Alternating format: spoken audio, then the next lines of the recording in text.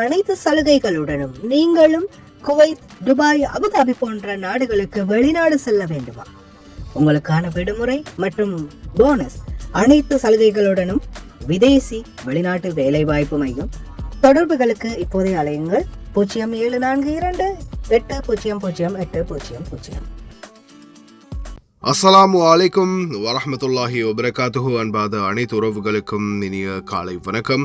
உங்கள் மீது சாந்தியும் சமாதானமும் உண்டாக எல்லாம் வல்ல இறைவனை பிரார்த்தித்தவனாக இன்றைக்கும் குவைத்துடைய பல முக்கியமான செய்திகளை பற்றி தான் பார்க்க போகிறோம். வீடியோவை கடைசி வரைக்கும் பாருங்கள். தெரியாத நண்பர்களுக்கும் மறக்காமல் ஷேர் பண்ணுங்கள். வீடியோ பிடிச்சிருந்தா ஒரு லைக் பண்ணுங்கள், சப்ஸ்கிரைப் பண்ணுங்கள், தொடர்ந்தும் சப்போர்ட் பண்ணுங்கள். குவைத்துடைய தினார் மதிப்பு முதலாக பார்த்துடலாம். இலங்கைக்கான ரூபாயில் ஒரு தினாரின் மதிப்பு 1072 ரூபாய் 96 உள்ளது. இந்தியாவின் ரூபாயில் ஒரு தினாரின் மதிப்பு 307 ரூபாய் 12 உள்ளது. இது அல் முசைன் எக்ஸ்சேஞ்சினுடைய அப்ளிகேஷன் ஆன்லைன் ரேட் ஆகும். குவைத்துடைய பல பகுதிகளிலுமே அல் முசைன் எக்ஸ்சேஞ்ச் பிரான்ச் இருக்குது. அதே மாதிரி ஜமியாக்கள்லையுமே அவங்களுடைய மெஷின் இருக்குது. உங்களுடைய பணத்தை அனுப்பிக்கொள்ள முடியும். குவைத்துடைய பல எக்ஸ்சேஞ்சுகள்லையுமே அக்கௌண்ட் நம்பரை மறைச்சிடுறாங்க. இதை பற்றியும் உங்களுக்கு தொடர்ந்துமே தெரிய தராது. நீங்கள் ஏதாவது ஒரு புதிய எக்ஸ்சேஞ்சுக்கு பழைய பற்றுச்சீட்டோட போகிறீங்களா இருந்தால் நிச்சயமாக அதில் அக்கௌண்ட் நம்பர் சரியாக இருக்கா அப்படின்றத செக் பண்ணிக்கோங்க. அப்படி இல்லாத பட்சத்தில் எழுதிட்டு போனாலும் பிழை இல்லாத அக்கௌண்ட் நம்பர் எழுதிட்டு போங்க. ஏதாவது ஒரு நம்பர் பிழைத்தாலும் கூட உங்களுடைய பணம் நாட்டுக்கு போய் சேராது. அந்த பணத்தை திரும்ப பெறணுமா இருந்தாலும் ரொம்ப நாட்களாகும். மறுபடியும் கட்டணம் செலுத்த வரும். அதே போல் எக்ஸ்சேஞ்சுகளில் பணம் அனுப்பி முடித்தது மறக்காமல் பட்டுச்சிட்டு செக் பண்ணி பாருங்கள். எல்லா டீட்டெயில்ஸும் சரியாக இருக்குதான். ஏன்னா நீங்கள் சரியான டீட்டெயில்ஸ் கொடுத்துருந்தாலும் கூட எக்ஸ்சேஞ்சில் வேலை பார்க்குறவங்க பிளவுறதுக்கும் வாய்ப்பு இருக்குது. அது மாதிரி பலருக்குமே நடந்திருக்குது. முடிந்த வரைக்கும் நீங்களும் உங்களுடைய கஷ்டப்பட்டு சம்பாதிக்கக்கூடிய பணத்தை நல்ல எக்ஸ்சேஞ்சுகள் மூலம் அனுப்புங்க. எங்கே அதிகமான ரேட் கொடுக்குறாங்க அப்படின்றது தெரிந்தாலும் மறக்காமல் கமெண்டில் மென்ஷன் பண்ணுங்கள். குவைத்துடைய தங்க விலையை பார்த்தலாம். 1 கிராம் 18 கேரட் தங்கத்தின் விலை 31 தினார் 527 ஃபில்ஸ். 1 கிராம் 21 கேரட் தங்கத்தின் விலை 36 தினார் 782 ஃபில்ஸ். 1 கிராம் 22 கேரட் தங்கத்தின் விலை 38 தினார் 547 ஃபில்ஸ். 1 கிராம் 24 கேரட் தூய தங்கத்தின் விலை 42 தினார் 36 ஃபில்ஸ். பார்க்கலாம் அனைத்து செய்திகளையும். நாங்கடா கடைசியில் எப்படி கவுத்து விட்டீங்க அப்படின்ற மாதிரி ட்ரம்ப்புக்கே ஆச்சரியமாக இருக்குது. அமெரிக்க ஜனாதிபதி டொனால்ட் ட்ரம்ப் இப்போதைய சூழலில் ஸ்ட்ரைட் ஆஃப் ஹார்மஸ் திறக்கிறத பற்றியும் ஈரானுடனான பேச்சுவார்த்தைகளை பற்றியும் அறிவிக்கக்கூடிய இந்த சூழலில் டொனால்ட் ட்ரம்ப் என்ன சொல்கிறாருன்னா, திடீர்னு ஈரான் பெல்ட்டி அடிச்சிட்டாங்க. முதல்ல அவங்க தான் எங்களோட அமைதி ஒப்பந்தம், அதாவது அமைதி பேச்சுவார்த்தை நடத்துறதுக்கு வாங்க பேசலாம், பேசி ஏதாவது பண்ணலாம், வாங்க பழகலாம் அப்படின்னு அவங்களே கூப்பிட்டுட்டு இப்போ என்னடான்னா நாங்கள்லாம் கூப்பிடவே இல்லை, இது அமெரிக்காவை தான் அவங்களா வழியை இல்லைப்பா சண்டை வேணாம், நம்ம சமாதானமாக போயிடலாம், பேச்சுவார்த்தை நடத்தலாம் வாங்க அப்படின்னு அமெரிக்கா தான் கூப்பிட்டது, ஈரான் ஒருபோதும் கூப்பிடவே இல்லை, நாங்கள் அவங்கக்கிட்ட அமைதி பேச்சுவார்த்தையை பற்றி பேசவே இல்லை அப்படின்னு ஒரே அடியாக மறுப்பு தெரிவிச்சிட்டாங்க. இது நல்லதுக்கு இல்லை அப்படின்ற மாதிரி ட்ரம்ப் ஒரு மிரட்டல் தொனியில் பதிலடி கொடுத்துருக்கிறாரு. அதே மாதிரி பார்த்திங்கன்னா இன்று அல்லது நாளை, அதாவது இன்று அல்லது நாளைக்குள்ளே எப்படியுமே ஸ்ட்ரைட் ஆஃப் ஹார்மஸ் நாங்கள் திறந்துடுவோம் அப்படின்னு கருவூல பொறுப்பாளர் தெரிவிச்சிருக்கார் அமெரிக்காவுடைய. அதே மாதிரி டொனால்ட் ட்ரம்ப் நாங்கள் முடிந்த அளவு பேச்சுவார்த்தையை நடத்துவோம், மீறி போனால் நிச்சயமாக அது யுத்தத்தை தான் முடியும் அப்படின்ற மாதிரியும் எச்சரிக்கையை விடுத்துருக்கிறார். யுத்தம் மட்டும் வந்துடவே கூடாது, மறுபடியும் பிரார்த்தனை பண்ணுவோம், பார்ப்போம் என்ன தான் நடக்குது அப்படின்னு விரைவில் தற்போதைய சூழல். அதே மாதிரி குவைத்துடைய மிக முக்கியமான தகவல், குவைத் தொழிலாளர்கள் அனைவருக்குமே பல எச்சரிக்கைகள் இருக்குது. அதில் முதல் எச்சரிக்கையாக பார்த்திங்கன்னா குவைத்துடைய காலநிலை தான். அன்பாத உறவுகளை, காலநிலையை பற்றி உங்களுக்கு தொடர்ந்துமே நம்ம அவேர்னஸ் பண்ணுறது தெரியும். இன்னையிலிருந்து இந்த நாட்கள் ஃபுல்லாகவே பார்த்திங்கன்னா இனி வரும் நாட்களில் ருத்துபாவுடைய காலநிலை அதிகமாக இருக்கும் அப்படின்னு தெரிவிச்சிருக்கிறாங்க. குறிப்பாகவே இந்த ருத்துபா அப்படின்றது வெளியில் ஒரு காற்று, அதாவது நம்ம சும்மா சாதாரணமாக லேசாக மெதுவாக வீசக்கூடிய காற்று கூட குவைத்தில் வீசாது. ஏன்னா சில நேரங்களில் இந்த மாதிரி அப்படியே ஒரு அமுக்கமான நிலைமையில் இருக்கும். இந்த நேரத்தில் வந்து வெளியில் போகிறவங்க ரொம்ப கவனம். அதே மாதிரி சுவாச பிரச்சனை இருக்கிறவங்க, உடம்புல நீர்ச்சத்து குறைவாக இருக்கிறவங்க, நீங்கள்லாம் வந்து ரொம்ப கவனமாக இருங்க. ஏன்னா வெளியில் போனாலே இந்த ருத்துபாவில் அதிகமாக வியர்வை வரும். வியர்வை வரும்போது அந்த வியர்வையும் சேர்த்து நம்மளுக்கு மிகப்பெரிய ஒரு உடம்புல களைப்புத்தன்மை ஏற்படுத்தும். அதால் ரொம்ப கவனம். தொடர்ந்தும் எச்சரிக்கிறாங்க ஆய்வாளர்கள், மருத்துவர்கள். அதற்கேற்றாற்போல் தயாராக இருங்க. வாகன இலக்கத்தகடுகளை இனி செகல் மூலமே புதுப்பித்து கொள்ள, ரீப்ளேஸ்மெண்ட் பண்ணிக்கொள்ள முடியும். தொலைந்து போன அல்லது பழுதாகிய பழைய நம்பரெல்லாம் அழிஞ்சு போயிருந்துச்சுன்னா நீங்கள் வந்து சஹல் மூலமாக அப்ளை பண்ணிக்கொள்ளலாம் அப்படின்னு தெரிவிச்சிருக்காங்க. அதே மாதிரி உமர் பின் அல் ஹதாப் ஸ்ட்ரீட் முருகாப் ஏரியாவில் பார்த்திங்கன்னா இப்போதைக்கு ரோட் வேலை நடந்துக்கிட்டு இருக்குது. குவைட் சிட்டி பக்கம் போகிறவங்க ரொம்ப கவனம். அடுத்ததாக ஒரு எஜிப்திய டாக்டரை பிடிச்சிருக்கிறாங்க. எஜிப்திய டாக்டர் வந்து என்ன பண்ணியிருக்கிறாங்கன்னா, கருக்கலைப்பு மாத்திரைகள் மற்றும் சட்டவிரோத மாத்திரைகளை, டாக்டர் தான், ஒரிஜினல் டாக்டர் தான், ஆனால் காசுக்காக பைப்பில் பதவியை துஷ்பிரயோகம் பண்ணியிருக்கிறாரு. கடைசியில் எப்படியோ பிடிச்சிட்டாங்க.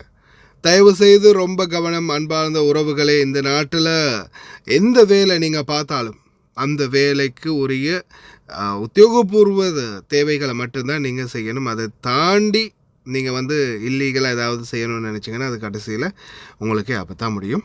உங்களுடைய தொழிலுக்கும் ஆபத்தான் முடியும். இந்த நாட்டில் கடைசியில் சம்பாதிக்க வந்துட்டு எந்த ஒரு சம்பாத்தியமும் இல்லாமல் ஜெயிலில் இருந்து தான் போக வரும். தயவு செய்து ரொம்ப கவனம். அதே போல் கிட்டத்தட்ட 56 பேரை பிடிச்சிருக்கிறாங்க ரெசிடென்சி வயலேட்டர்ஸ் அப்படின்னு தெரிவிக்கிறாங்க குவைத்துடைய உள்துறை அமைச்சகம்.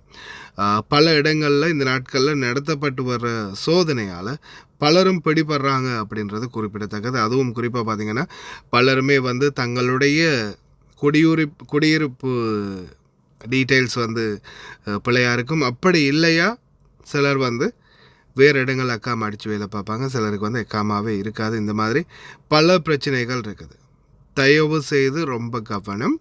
குவைத் நாட்டை பொறுத்தவரையில் இனி வரும் காலங்களில் நீங்கள் இல்லீகலாக சட்டவிரோதமாக வேலை பார்க்குறது அப்படின்றது சாத்தியமே இல்லை அப்படின்னு சொல்லலாம். ஏன்னா அந்த அளவு நிலைமை வந்து கைமீறி போயிட்டுருக்குது மக்களே. அதனால் முடிந்த வரைக்கும் ரொம்ப கவனமாக இருங்க. அதே மாதிரி குவைத்தில் ரோட்டோட மெயின்டெனன்ஸ் எல்லாமே இனி வரும் நாட்களில் இன்னும் அதிகமாக இருக்கும் அப்படின்னு தெரிவிச்சிருக்காங்க. ரோட் மெயின்டெனன்ஸ் எல்லாமே ஒவ்வொரு ஏரியாக்கள்லையுமே ஸ்டார்ட் ஆகி இருக்குது. வீதிகளில் போகக்கூடிய சாரதிகள் நீங்களும் ரொம்ப கவனமாக வாகனத்தை செலுத்துங்க. லயன் எக்ஸ்பிரஸ் கார்கோ நம்பகமான கார்கோ. இதோ நீங்களும் தொடர்பு கொண்டு உங்களுடைய கார்கோ பொருட்களை அனுப்பலாம். 90 93 61 67 தொடர்புக்கான இலக்கம் 66 16 84 14. இன்னொரு இலக்கம் 55 17 27 47. அதே போல் இன்னும் ஒரு இலக்கம் 50 53 79 39. இன்னும் ஒரு இலக்கம் 99 69 84 94. இப்போது உங்களுக்கும் குவைத்தில் இருந்து ஏர் கார்கோ மூலம் உங்களுடைய பொருட்களை இலங்கை தாய் நாட்டுக்கு பாதுகாப்பாக அனுப்ப லயன் எக்ஸ்பிரஸ் கார்கோவை இப்போதே அழையுங்கள். 65675177 என்ற தொலைபேசி இலக்கத்திற்கு. نفذت الإدارة العامة للمباحث الجنائية ممثلة في إدارة حماية الأحداث حملة أمنية بالتعاون مع الهيئة العامة للقوى العاملة شملت مناطق الجهراء الصناعية والشويخة الصناعية والفحيحيل الصناعية والفروانية، حيث تم التفتيش والتدقيق على المحلات التجارية، وذلك في إطار متابعة الالتزام بالقوانين واللوائح المنظمة لسوق العمل.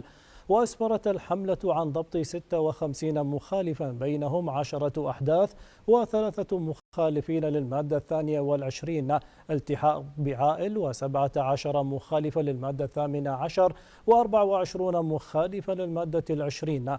كما تم ضبط حالة تغيب واحدة وفق المادة 20 وحالة واحدة مخالفة لسمة الدخول.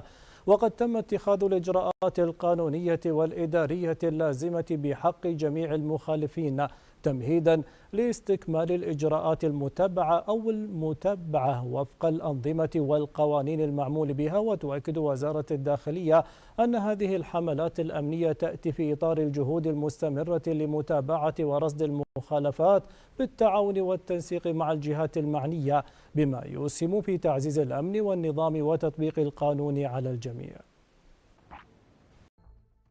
بين إعلان عن تقدم في المفاوضات وتهديد بعواقب عسكرية قاسية، يرسم الرئيس الأمريكي دونالد ترامب استراتيجية تتحرك على الحافة الفاصلة بين التسوية والتصعيد.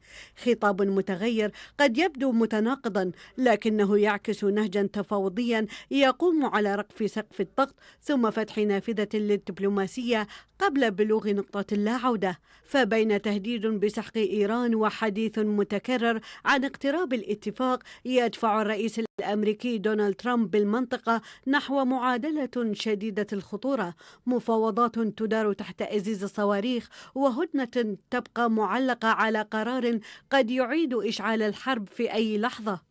فمنذ اندلاع المواجهة تنقل الخطاب الأمريكي بين التصعيد والتهدئة. ترامب يرفع سقف التهديد، يلوح بضربات أوسع، ثم يعلق العمليات لإفساح المجال أمام الدبلوماسية قبل أن يعود مجددا ويحمل طهران مسؤولية تعطيل التسوية. تحولات لا تعكس فقط مرونة تفاوضية، بل تكشف محاولة لفرض السلام بالقوة وإبقاء الخيار العسكري حاضرا فوق طاولة المفاوضات. في المقابل تستخدم إيران التصعيد للضغط ورفع كلفة الحرب، من استهداف القوات والمصالح الأمريكية إلى توظيف مضيق هرمز وأذرعها المسلحة في المنطقة أوراقا تفاوضية، وهو ما يجعل أي ضربة جديدة مرشحة لتجاوز حدود المواجهة المباشرة وفتح جبهات ممتدة. المعضلة أن الطرفين يتحدثان عن السلام، لكنهما يستعدان للحرب. من جهة تريد واشنطن اتفاقا تحت الضغط، في المقابل تسعى طهران إلى تحسين شروطها عبر التصعيد، فيما تتحمل المنطقة مخاطر سوء التقدير. وعلى حافة هدنة هشة وتهديدات متبادلة، لم يعد التساؤل حول ما إذا كان ترامب قادرا على إجبار إيران على التفاوض، بل ما إذا كان يستطيع إيقاف آلة التصعيد قبل أن تتحول الدبلوماسية حافة الهاوية إلى حرب إقليمية بلا سقف. في الوقت الذي تواصل فيه وزارة الأشغال العامة تنفيذ خطتها الشاملة لصيانة الطرق في مختلف محافظات البلاد، مستغلة فترة الصيف التي تشهد انخفاضا نسبيا في الكثافة المرورية، تسارعت وتيرة الأعمال الميدانية وإنجاز أكبر قدر ممكن من مشاريع الصيانة الجذرية، بما يسهم في تحسين جودة شبكة الطرق في دولة الكويت والحد من تأثير الأعمال على الحركة المرورية. بتوجيهات معالي وزير الأشغال العامة الدكتورة نورة المشعان، اليوم حنا توجيهات الوزيرة جدا كانت صارمة وقاعد تحث على جميع المناطق بالكويت أن نكون على قد المسؤولية بالصيانة الجذرية بشكل عام.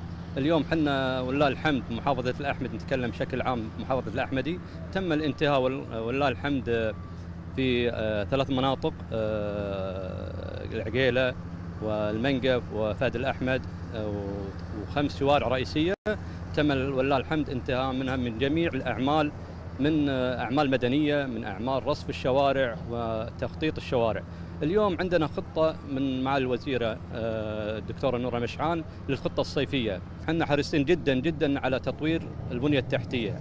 وزارة الأشغال العامة تشير إلى أن تنفيذ أعمال الصيانة الجذرية يتطلب إجراء إغلاقات مؤقتة على عدد من الطرق السريعة والداخلية والسكنية وفق برنامج زمني مدروس يراعي انسيابية الحركة المرورية في جانب ويهدف إلى تسريع معدلات الإنجاز في الجانب الآخر، مع الالتزام بأعلى معايير الجودة والسلامة.